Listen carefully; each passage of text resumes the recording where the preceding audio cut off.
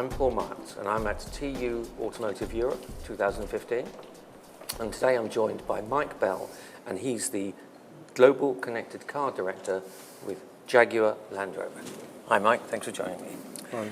Can you briefly give us an idea of your role within Jaguar on the connected car scene? Yeah. So I'm responsible for basically the end-to-end connected car experience within both Jaguar and Land Rover. So my responsibility is both products that are built into the car and supporting consumer devices that are brought into the car. I also look at other features that are supporting ADAS-like features and moving into autonomous vehicles.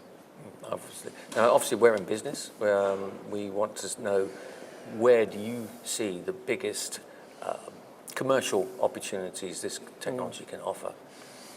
I think part of it is you need to deliver value to the customer. So we're very sensitive to areas of data and generally are looking for services that customer opts into. Whether we monetize those directly in terms of a B2C revenue or whether we generate B2B revenue, as long as there is value to the customer, then there is an interest for the customer. So I think there's a real opportunity to build more relationships out there. But we're not just going to sell data because we can.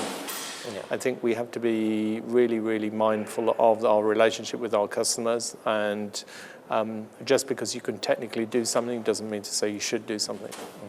And that brings the challenges.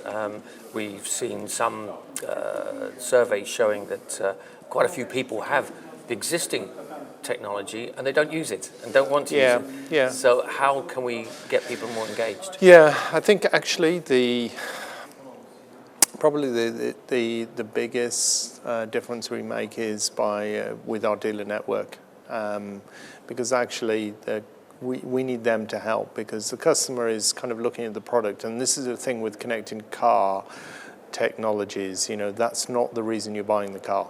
Let's be honest. Although I think what I do is really important, it isn't the reason people buy the car, but it might be the reason that don't buy your car. So it's about actually making sure that we get the right touch points with our dealers so they understand the technology to be able to explain that, help the customer set it up, so when they drive away from the dealership, the feature works. And then we tend to get a good usage.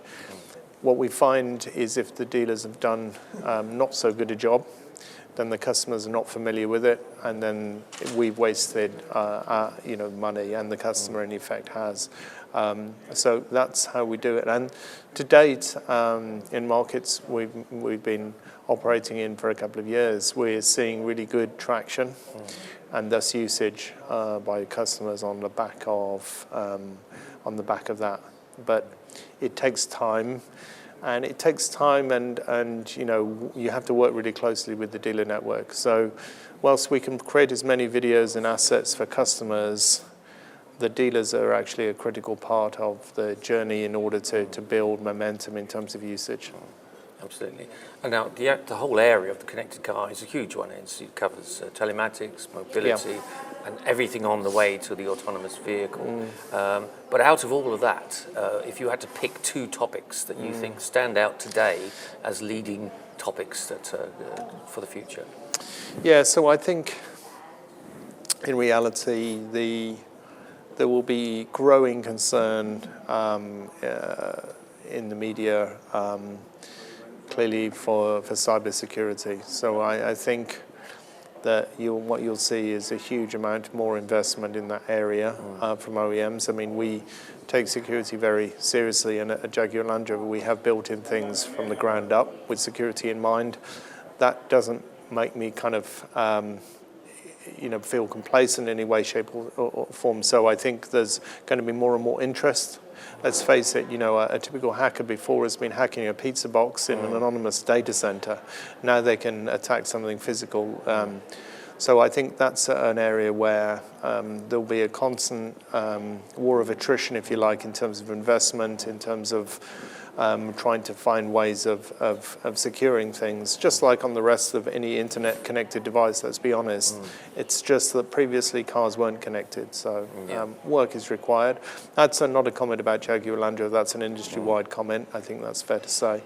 And the second area for me is seeing how high-speed connectivity can actually create different ways of working. So most connectivity on vehicles to date actually can rely on fairly low bandwidth. So like, telematics-based services and things like that. But because we know connectivity isn't pervasive, as we move to better connectivity and faster connectivity, I think that's a key enabler to opening different opportunities for the vehicle. And those are specifically come in terms of augmenting. So the autonomous vehicle needs to work without connectivity, but with connectivity, I think you can really deliver a kind of an enhanced, and I think that's experience, and I think that's going to be key, whether it's eHorizon kind of locally residing on the vehicle with cloud-based access to keep things up to date. Those are the kind of use cases.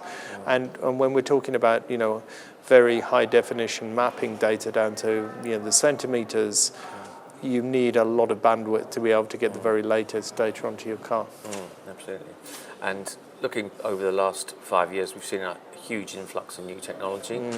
Are we going to see as much new technology come through, or will it just be a development of existing technology? I think you've got both. In reality, I think this job is not going to get easier.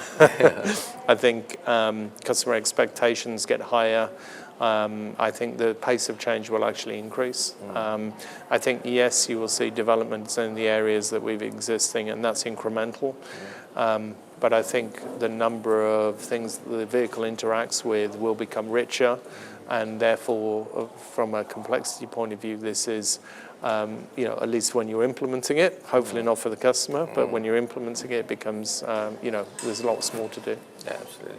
Well, thank you very much for joining us today. That's no problem. Thank you. All right, cheers, Bye. Paul.